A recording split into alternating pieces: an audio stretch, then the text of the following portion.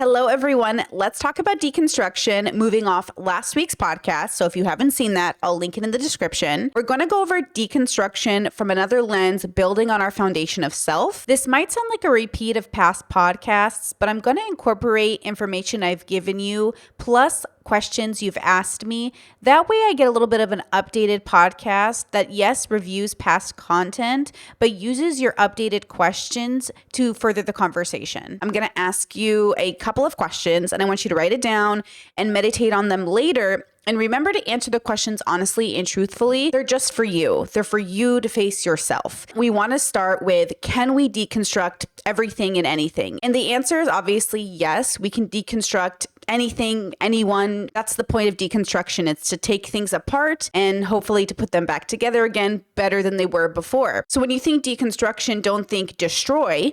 Think understand. When I was younger, I saw a movie about a little boy who lived in a clock tower.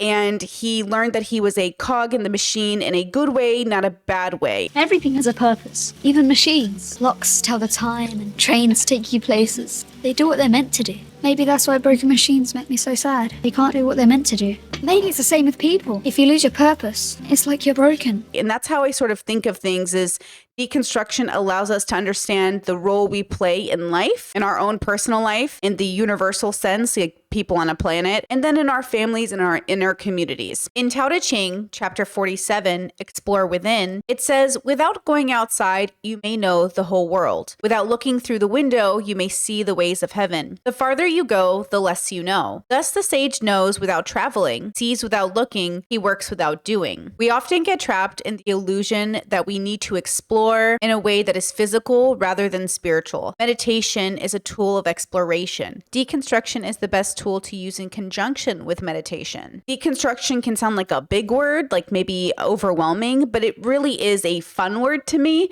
It allows me a means of understanding that I just didn't have before growing up. So when we grow up religious, if you're like me, when we grow up religious, we're told that these are the rules. I went over to a friend's house one time to play Legos with him, and we went down into his basement, and he had these tables set up with thousands of Legos on them. And he was building these amazing things, these big, tall buildings, and he had no instructions.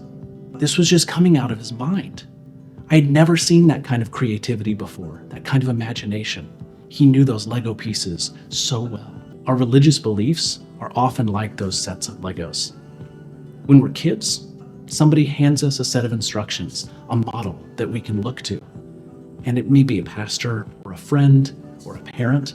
And if we follow those instructions, we put together a faith that looks very much like what has been modeled for us. And that works out for a while. And then we have an experience, or we enter into a relationship that causes us to start to examine that faith that we've built, and we start taking it apart brick by brick. And we wonder, is this arrangement quite right? These are the constructs. These are the beliefs. And we're told to question. We're told to challenge our teachers to, I just distinctly remember growing up and being told, ask questions. What do you want to know, Brittany? But when I asked questions, I noticed that the people who were answering it, whether it was teachers, because I had religious teachers, or my parents, or even family and friends whose whole career was debating against other religious communities. So before like YouTube Debate Bros, my parents were hosting debate events for religious people. So growing up, I would ask these people questions and they couldn't give me the deconstructed answer. They couldn't give me the answer that informed me as a child that they had really thought about it to the point where they had broken it up and put it back together again. Sometimes I'll hear from religious people as an example that they can prove using science that God is real. And of course they'll go to, and I'm sure you've heard this before, the idea that the Big Bang happened and something can't come from nothing. So there must have been something before and therefore that thing is God. Interesting conclusion to come to, but I think it actually lacks the deconstruction that I would recommend you explore in your own life, which is one with the right amount of data. So what they allow themselves to do is come to a conclusion with missing data, and I'm saying deconstruct to find that data. What we want to do is move through our life and find that right information so we don't have to kind of have this blind faith. Now, obviously, there's a level of blind faith that moves us through. All of civilization has moved through history with sort of this blind faith, with an ignorance that has allowed them to still build civilization. So it's not that it's a quote need for humans, but it might be a quote need for you. So you guys know my story. I felt like I didn't know my place in the universe. I felt like I didn't have a home. And until I could figure that out, I really couldn't get to the next step, couldn't really focus on the future. I really didn't want to live. And so for me, deconstruction allowed me an opportunity to know myself so well that I eventually found my place in the universe. So if you guys know, I have a theory about being a whole human being, and it consists of 5 points. So what we're going to do is we're going to use those 5 points to deconstruct, right? So first and foremost, I want to start with the who are you part of it. So 5 points of being a whole human being. Who are you? So this is about the time in the podcast. You're probably thinking you've already heard this one from me before, but let's go over gender and race as a construct when we're talking about who we are in the story. Who you are in the story is heavily predicated on how people perceive you, but I want you to break that down. That's the part we want to deconstruct. What's the point in being prideful in being the first, let's say, woman billionaire? What's the point of being prideful in being a good father or a good mother or something based in gender or even something based in race, like the first presidential nominee who happens to be a Black Indian woman? What's so great about that if it's all a construct? What we get from Elphaba in this film, in this moment, is not really what that 92% represents as far as I can tell.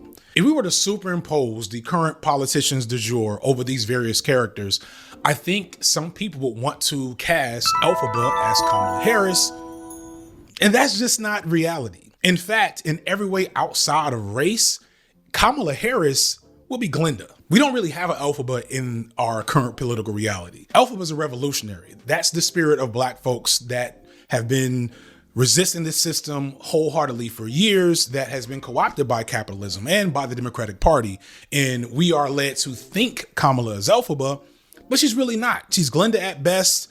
Oz is Joe Biden. Madame Morrible is Hillary Clinton or something. Like that's the reality situation. Constructs aren't just things we make up. They're things we uphold. They're things that allow us to distinguish one from another. The only negative to a construct is the judgment that comes with it. The left-wing gender insanity being pushed on our children is an act of child abuse. Very simple. We know by now that race isn't a real thing. It's a categorization system created by people to separate us, to keep us in chaos. You may think you know exactly what race you are, but how would you prove it if someone disagreed with you? The fact is, even though race drives a lot of social and political outcomes, race isn't real. One of the first people to attempt to categorize humans according to race was a German scientist around 1776. He came up with 5 different groups according to physical appearance and geographic origin of their ancestors.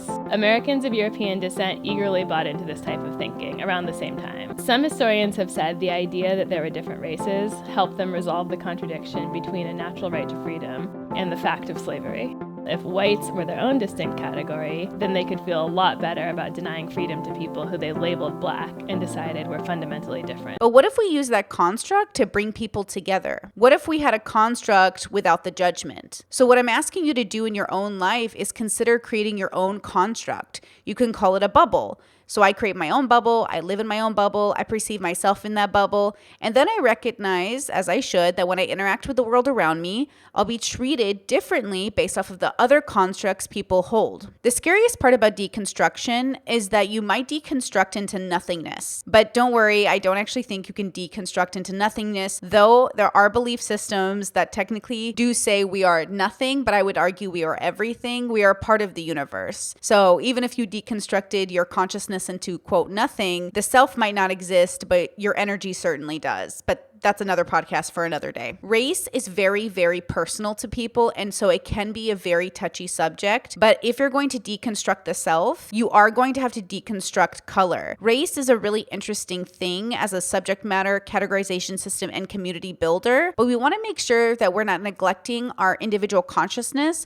for the sake of the collective, and we also want to uphold the collective but not at the expense of the individual. But what if the collective lived outside the construct of race? What would that be like? I think America attempts this, but obviously fails, where they argue you're American first and everything else second. But given America's racist history, it fails to live up to its own ideals. The question is, can we live up to our ideals if the world around us consistently fails? I will also end the government policy of trying to socially engineer race and gender into every aspect of public and private life. We will forge a society that is colorblind and merit-based. It will henceforth be the official policy of the United States government that there are only two genders, male and female. Guys, it's good. It's going to keep the price of eggs down. Using these 4 prompts, so if you don't know them, who are you is made up of your relationship with finances, your relationship with physical health, your relationship with spiritual, philosophical health, and then mental health. And so all of these things, for a very basic foundation of a person, creates a whole human being. That's my little theory for myself. What does it mean to have like a relationship with my financial self? Finances are just a means of survival in the world. Racked up $26K in credit card debt in 4 months. Pregnant wife, I should say, and now she's filing for divorce. What did you jack up $26K on? Pokemon cards. Trying to buy a bunch and then sell them online, which didn't work out. So whether you take a scientific perspective or a more religious perspective, either way, you have to work. I've always heard that people hang out at Walmart. Why? I don't know. What is Walmart? It's like they sell wall stuff? In the Tao Te Ching, chapter 77, The Uses of Wealth, it says, heaven's way is like stretching a bow. The high is lowered and the low is raised. Excess is reduced and deficiency is replenished. Heaven's way reduces excess and replenishes deficiency. People's way is not so. They reduce the deficient and supply the excessive. Who has access and supplies the world?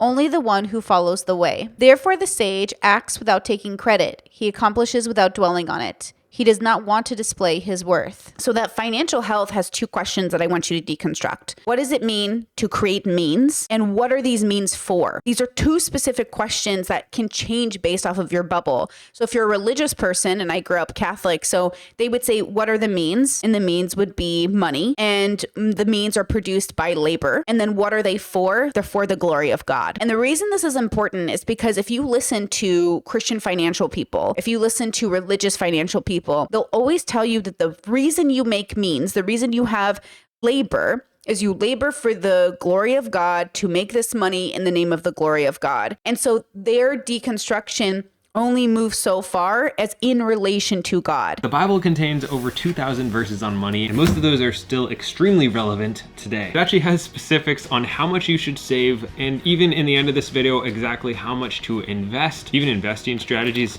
It's kind of crazy.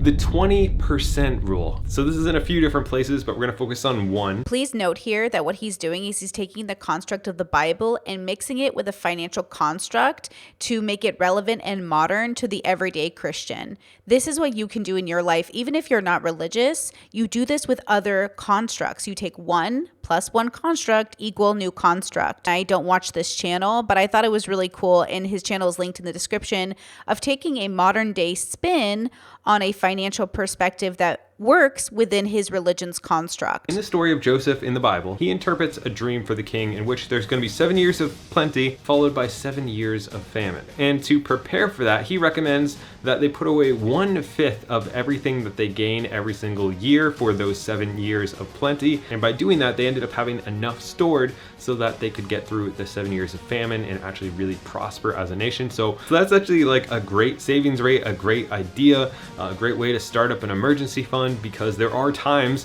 where you're going through an amazing time in the market, and then there's times when there's economic crashes and people get into debt.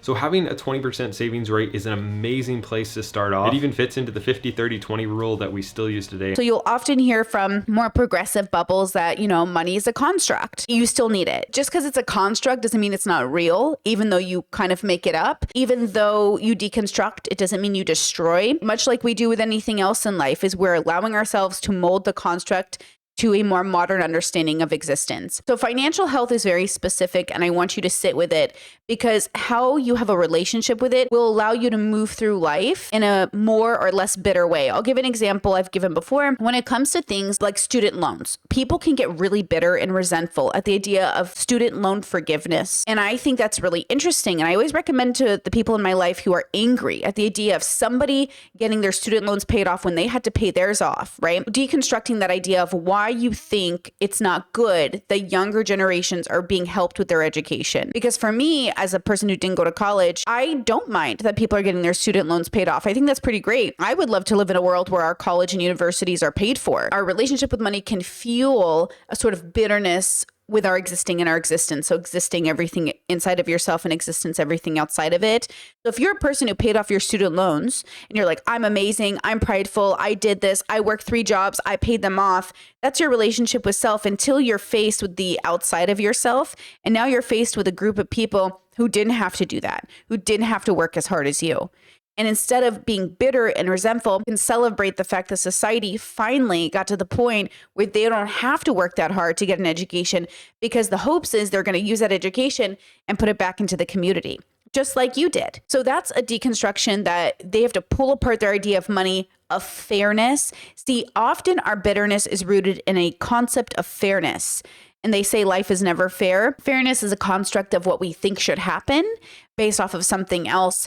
And so when you deconstruct even the idea of fairness, I think you come away with sort of an idea of what you think should be rather than accepting what is. And maybe what should be for the betterment of everybody and not just because your pride is being threatened. And it goes without saying that people in poverty or who have lower incomes can grow resentful and bitter of people who have done better or were born into privileged positions. Regardless of who you are, I hope the message we're going to learn today is that being bitter is not the answer. Most people think they are middle class, but most are not, and that's costing them a lot of money.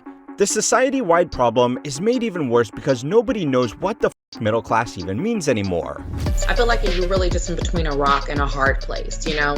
You're in a spot where everyone's like, hey, you're doing better than, low class, you're doing great. The wealth of our middle class has been ripped from their home and then redistributed all across the world. He's trying to tell us he cares about the middle class. Give me a break. That's a bunch of malarkey. Understanding that life is unfair does not need to result in negative feelings. Though, of course, you have to learn to overcome negative feelings in order to transform them into positive ones. You probably think middle class is what most people think middle class is. Not rich, but not poor.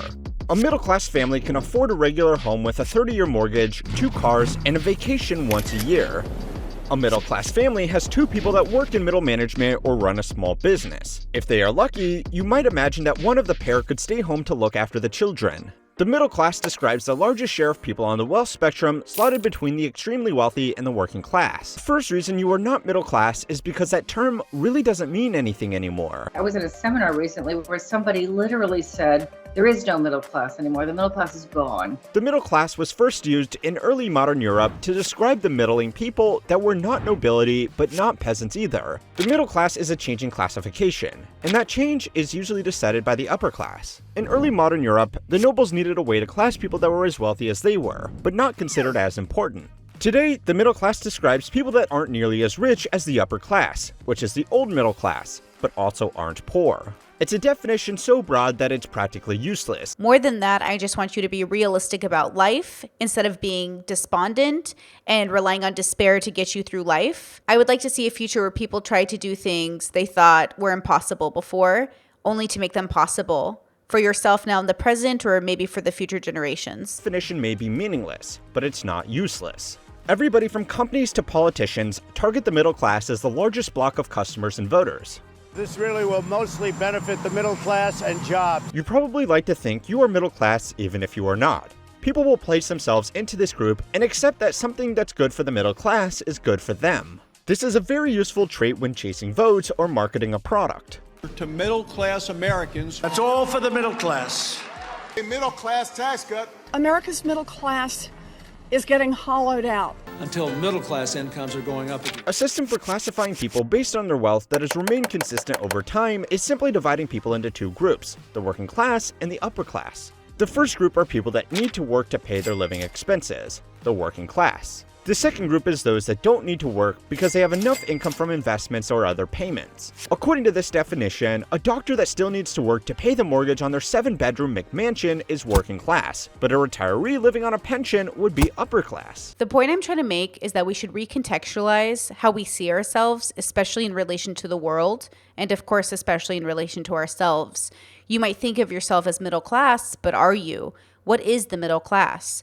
And even if you do better, you're not just living paycheck to paycheck, now you're one of them. Is there any real benefit to becoming a better person? Obviously, I would say yes, but it doesn't have to be staying in poverty via bitterness or becoming rich via greed. There's somewhere in the middle to be. And it's not literally on the linear scale of middle class, poverty, upper middle class. It's something a little bit greater, something a little bit more spiritual. I don't think peace can be found in the extremes, but I think sometimes we have to become extreme to find that peace. In Tao Te Ching, chapter 13, Avoid Extremes, it says flattery and disgrace are both to be feared. Just as overeating and starvation are both harmful to the body. Flattery is fattening to the spirit. Disgrace is emaciating. Over-concern is just as harmful as disregard. Treat yourself well, but don't pamper yourself excessively. If rulers treat the people in the same way, neither too soft nor too hard, they are worthy to be trusted with authority. The next part is physical health. Physical health is this body thing that we're all born into, this thing that moves us through existence, this thing that I do believe is separate from sort of our consciousness, this thing that makes people decide if they hate or love us just by looking at us, which they should deconstruct, of course. This is the thing we have one of the most difficult relationships with. This thing is what makes people so instantly angry at you. You're on TikTok every day showing us how big you are. Yeah, and look, and you're proud of it. No, there's a difference. There's proud, and then there's just being positive in my own skin, and that's what I am. People shouldn't be celebrating being morbidly obese. Look, you've got a fair point. It is dangerous. It can lead to dangerous issues. There's a difference between the videos you just showed on the screen. Come off, what we're George, talking about now. You're doing these TikToks are all geared to you. You're showing people encouraging eating food. I'm just saying, wow, look at the pizza. Look, it's from Costco. It's nice. No, you're not. You're not. You are. Sorry, George. That's what I'm doing. You are glorifying scoffing. It's called taking the piss. That's what it is. Well, maybe. That's what it is. It's having a laugh and not taking yourself too seriously. Why is it? Or happy for you, or in love with you, or resentful of you. This thing, when we look in the mirror, is where we come to such bold conclusions about who we are as people. And it's, whether it's in a prideful way, like you're impressed by your muscles, or in a denigrating way where you're so disgusted with yourself for who you've become or what you've allowed yourself to be. Here are the two questions I want you to answer about your physical form. What is a physical form, and what does it mean in relation to the consciousness? That's a very vague question, but I still want you to answer it. And dissect it. If you come up with more questions, dissect those questions, right? And what would it be like if I lived my life with this idea that this physical form is as temporary as my relationship with my consciousness, but as important as the relationship I have with that consciousness. This thing, this body, we put so much emphasis on it. Sometimes more emphasis than we put our relationship with ourselves, or more emphasis or less emphasis. Well, I think okay, hold on, scratch that. I think the dilemma is that we either decide our body is everything that we are, and we don't even have a consciousness, or we decide our consciousness is so much more important than our body that it doesn't matter if we take care of it or don't take care of it, or we either put too much or not enough emphasis on either. And moving into the next part of this is going to be your spiritual and philosophical health. Your consciousness and your relationship to it is going to relate to your physical health, because there are people who believe like we're just our brains or just our bodies. And I think that is true in some perspective. I do think that's a reality, but I think we could be more than that. And if you're neurodivergent, what I relate this to are those days you're having meltdowns, breakdowns, you're chronically ill, you want to get up and do the dishes, but you just can't do it. So your consciousness, your brain is saying, get up, do the dishes, but your physical form is like, I can't, I'm tired. That's how I separate it out. So my body is me, but my body is also something that the me that is me talks to. It says, girl, get up, work out, do the dishes, let's go. But my body is just too tired. It's too worn out. The fibro's too much today. We're looking for that balance between that physical relationship and that consciousness spiritual relationship. When we've talked about physical in the past and a little bit here, we're talking about the way we see ourselves and the way people see us. But I want us to go a level deeper, and I want to talk about the physical relationship we have with our bodies. Exercise, yoga, movement, dance. So you guys know on the Discord, thanks to patrons, we do a monthly yoga session with a professional, and it's amazing. And I always feel better afterwards. There's something magical about mind-body connection, and it cannot be neglected when we deconstruct our relationship with the physical. It's no mystery that cultures around the world and spiritual practices all incorporate physicality into their relationship with their deities. Whether you're a Catholic or a Buddhist, you're going to incorporate some level of physicality with your spiritual practice. And so as we dig deeper into deconstruction of our physical, we have to remember that we have to actually practice that relationship with our physical. Regardless of our disability status, there are ways to have a relationship with your body, even if it's limited. And the greatest thing about this attempt at having that new relationship is you might find out that you're not as limited as you thought. Consciousness is sort of a spiritual belief, right? That I exist outside of my, or maybe within my biological experience, but there is a me that is a me. That me is very interesting because in different philosophical bubbles, you'll hear this idea that there is no you. And I think if you zoom out, that's also true. If you zoom out and you cannot make things out clearly, then really do we even exist if we're not perceived? And yet we know we exist without the need for perception because we know other things exist without the need for perception. I know you exist even though I'm not perceiving you. You know I exist when you're not seeing me stream, right? I don't turn off stream and I disappear into the ether. Like I exist. Moving on to mental health, I actually got a question from one of you that I want to go over. Any advice for those who can't see past their own self-hate enough to deconstruct in a healthy way? That's a great question. So if you cannot see past your own self-hate, this is coming from one of two things. So going back to my 5 prompts, the last one that I didn't cover is mental health. And that's why I wanted to wait because this question is a mental health question ultimately. And ultimately, I do think the pairing of a good therapist with a good philosophical outlook is what you need to sort of find meaning. So if you want, you can watch John Vervaeke's Meaning Crisis, which is a great YouTube series. You can find it there. I'll link it in the description. And that's one philosophical outlook of self, right? Of meaning. But more than that, self-hate is in my opinion, a trauma reaction. And so you need a therapist to help you deconstruct the self-hate. And then on top of that, you gain the tools to sort of engage in deconstruction in a healthy way in a philosophical sense. So I actually think this is a great question that is solvable, right? There are tools, there are resources, there are people dedicating to answering this question for you, going on this adventure with you. They are, a part of that idea of being a whole human being. Our mental health is so important. Now, for me, as you guys know, probably my original story, I personally needed to get my mental health in order, to get my physical health in order to get my financial health in order. And then while I was getting my mental health in order, I was also at the same time talking about my philosophical and spiritual health. Those seem to go hand in hand. So as you get better in therapy, you get better philosophically. As you get better philosophically, you get better mentally. It is one of the most, I think, complementary, positive symbiotic relationships you can have, or in some cases, negative symbiotic relationship you can have. Your mental health is wrecked, your philosophical health is wrecked, and then it's a cycle of sort of like negativity, right? So great question. And I think that that's the advice that I would give you is that make sure we're getting our mental health in order to get our philosophical self in order. And so when we're deconstructing, we're also doing it with our mental health. When I was coming up, when I was getting diagnosed, when I was figuring myself out, even recently with my autism diagnosis, it was a deconstruction of self that led me there. I had been getting feedback from my community, from my friends, and from my family. And when I looked at the data, it led me to a conclusion that I need to take myself apart once again and figure out what is this thing I have a gap. And the gap was autism.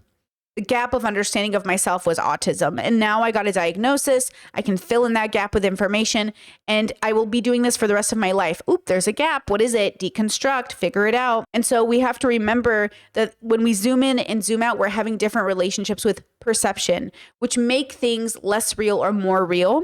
And that's why when you meet religious people who say, I know God is real, I have a relationship with him, what they're saying is kind of true. They're having a relationship with this concept of God. Whether it's literally true is up for debate. It doesn't make it less real in a sense. It doesn't, it's kind of like fake it till you make it. It's real, but it's not real. When you smile and you literally feel happier because you're smiling, you're not happy in the moment, but you can kind of make yourself happy. And there's a transformation between the stage of wasn't happy and was faking it to actually happy now. So when we move through life and we're having a relationship with self, we also have to question, what is that self? So your questions for the consciousness are simple. What is the self? Who am I? Only in relation to my belief around who I am. This is different than who am I, the final boss question.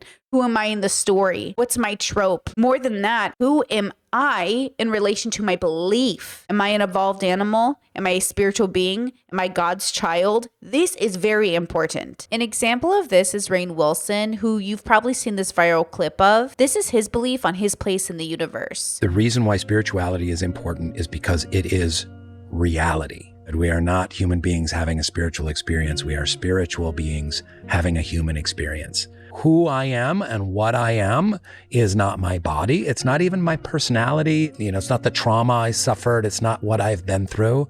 That there is a little spark of the divine inside of me. There's hard data that shows around mental health and well-being that having serenity, meaning, purpose, a losing of oneself to a transcendent self of the divine increases greatly the quality of our lives. We're a part of something much greater and much more beautiful than ourselves. And in living in that state can greatly enrich your life. There are so many examples we can use for different ways of viewing the self in relation to the universe, but Rainn's just one example of many different kinds of spiritual beliefs. So first and foremost, who am I in relation to the consciousness, in relation to my belief that is me? Second, what if I would be different people at different moments? What would that look like? Would it be a changing of the consciousness, a changing of the physical form? Would it be a form of masking? If you're neurodivergent, you might experience masking, and you might start to ask yourself, well, who am I if I have a different mask for every social situation that I'm in? That's a great question. Who are you if you have a mask for every social situation? And that's why I say you need to alienate yourself from the world in a sense, kind of meditate with yourself and ask yourself, like, who is this I? And that's a really difficult question to ask yourself because it always ends up being, who am I in relation to existence? But always, who am I in relation to me? And then existence, two different yous. So when you're thinking about the consciousness, I want you to think about those things. I want you to remember that all the masks that you wear are all variations of you to an extent, but the most authentic you is the you that exists without having to think about putting on and off those masks. At least that's how it feels for me. So maybe I'm wrong. Maybe you're having a completely different experience, but I really do think neurodivergent or neurotypical, we are all forgetting that there is a real us, and that real us is in the most present. So it can change from moment to moment, but the real us is in the present. The dilemma is when we're socializing and we're masking, we're often not in the present. You're often quite literally thinking about the next two sentences I'm going to say. What am I doing after this event? Where am I going? How do I look? What am I, we're always thinking about what I'm about to do. Or maybe I don't want to make the mistake I made last week when socializing, so I'm going to make this decision now.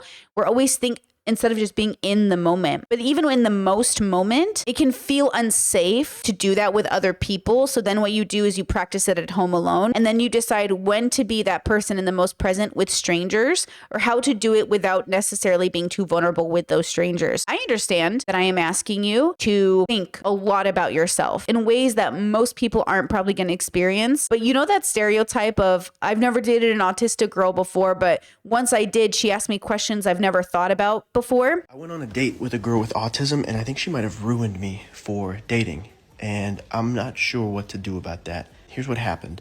She's a child psychologist with a specialty in autism and also has autism. I'm a pretty inquisitive person, so I spent the first 45 minutes of our date just asking her questions about her life, her accolade, interests and hobbies, passions, and then she stopped me and said, can I have a turn to ask you some questions? Normally at this point, people ask me, when did I graduate chiropractic school, or how long have I been playing guitar, very LinkedIn profile questions. She looks me dead in the eye and says, tell me everything you remember about your 18th birthday. What? It has been weeks since this happened, and I am still thinking about this question. Not only was I stunned by the question, I was stunned by my own answer. This girl learned more about me in 2 hours than most people do in 2 months. She wasn't trying to figure out what I do. She was trying to figure out who I am. It was like I was in a double-blind experiment, and I loved it. A new bar has been set, guys, okay? If they're not asking you what you remember from your 18th birthday, we don't want it. You've probably already thought about these questions before, especially if you're watching my content, right? I just want you to think about them some more. Now, don't run into this trap of looping on your thoughts, of thinking too much, because the goal is to get somewhere. So if you notice yourself not really getting anywhere, time to live in the present. We can think, ponder, and meditate all day long. Actually, meditation you should just do anyways. But we can think and ponder all day long, but sometimes you just have to live. And time will give you the answer you need. One of the best feedbacks I ever get from my community is, Brittany said this thing, 2 years ago, and then it just hit me. Sometimes you just need time for it to make sense. I always want to give myself time to really process my thoughts and my beliefs and to process that deconstruction, because again, you're methodically pulling things apart in order to understand it. Not necessarily come to the conclusion yet. You're just understanding it. Then we come to a conclusion. Now, a couple of questions that I got from you that I thought were really interesting. Somebody in the Discord, which, if you want to support the content, sign up for Patreon. 18 plus, please. We don't want to deal with children. And you can come and join our discussions, book clubs, watch events, and all those things. Somebody in the Discord was posing a lot of questions about deconstruction, which I love. And something that they said, and this is a very LGBTQA, safe space. This question is like, can we deconstruct even our own homosexuality? You can deconstruct everything. It's not to destroy it. It's to understand it. So when straight people go and they're homophobic and I say deconstruct your homophobia, it's not saying that the end result will be you won't be homophobic. The end result, if you do it authentically with real curiosity and honesty, will be the truth. And I do think that the universe has given us a sort of, quote, objective truth that leads us to being more kind and compassionate. And I just don't think homophobia plays into compassion, meaning to suffer with. So if you really deconstruct, yes, I think the answer will be no homophobia, but it doesn't always mean no X thing I deconstructed. Every time you deconstruct, you can deconstruct your homosexuality. I think you should. It just means to understand it better. It doesn't mean to get rid of it necessarily. Same with your religion. Just because you've deconstructed your religion doesn't mean you have to get rid of it. It just means you might have a better, more wholesome relationship with it. So maybe somebody's really in a homophobic religion. They've deconstructed it. They say, okay, I think my religion maybe got this part a little wrong, but I'm going to deconstruct it and have my own personal relationship with my religion. I don't need to get rid of it, but maybe I change or upgrade these things about it, which we've seen with modernized religious communities. And so then that begs a bigger question. If you can change religion, why not get rid of it altogether? Some people just need a spiritual relationship with self. We're reading Bell Hooks in the book club right now. We just passed the chapter about spirituality. And Bell Hooks herself said for many years, her friends didn't even know she was spiritual. And I think that's kind of beautiful in a sense, where it really is a personal practice. But she was, referencing all these great spiritual bubbles, like New Age bubbles or Catholic bubbles, Christian bubbles. Like she was referencing things that told me that she herself had explored and had been curious and had formed her own personal relationship with spirituality. And that's sort of the gift I want to give you, is you can form the construct of your life. If you waited for all of humanity to get on board to enjoy your life, like you're going to wait forever. So you can live a joyful life right now. You can do the right thing right now. You don't have to wait for everybody else to figure it out. Actually, I recommend not waiting. I really do, because I think when we wait for everybody else is also waiting for us. If you're really focused on the community effort, start by being the change you want to see, right? As they say, ultimately, I see deconstruction as a take it apart, put it back together again. Take it apart, put it back together again. The idea is to grow from the deconstruction. It is never to destroy. I don't want you to destroy yourself. I just want you to take yourself apart, fix what needs fixing, and put yourself back together again. And we're going to do that for the rest of our life. And all of humanity is going to do that for the rest of its life. Now, at this point, I think I've given you enough of a foundational tool to move to the next step, which we'll get into in further podcasts. Because the question is, okay, now that I've learned to deconstruct, now that I understand how to be a whole human being, now what? Now you live. And living is actually a lot harder than people think it is, because it almost feels too good to be true sometimes, because you still have the stresses of the world, but you also don't have that burden of all the angst you had as you were coming up. I wake up every day and I think to myself, wow, if I think about Brittany 10 years ago, that Brittany, she never could have imagined feeling this light and this free. And she again present day Brittany deals with normal stresses. We all got to pay our taxes, girl. But I don't live with this extra burden that I had with me my whole life. Everything that I was carrying, all that baggage I was carrying, it has a place now. It belongs somewhere. I deconstructed it and I put it away. You can think of your trauma, you can think of your baggage as sort of just all of the issues you have in a tote, and then you open the tote and you start to put things back where they belong. You ever come back from vacation or from a long trip and you got to unpack and wash clothes and put things where they belong again, and it's just like too much, so you kind of put it in the corner of your room and you're like, I'll get to that later. Get to it now. Get to it now, and you will feel freer and more relaxed and better. You will breathe better, you will sleep better, you will live better. All right, with that said, thank you for being here. Please leave your comments in the sections down below, and I will see you next week. Bye. In my head, in real life I'm in bed, my belly's being fed and I'm okay. I'm just fine, yet all I do is whine, not to you in my mind, cause I know I don't make sense. I've been nothing but blessed, so why's my life a mess? Please tell me, cause I'm sick of thinking, yeah, I'm sick of reaching out for the truth and living life as a fool.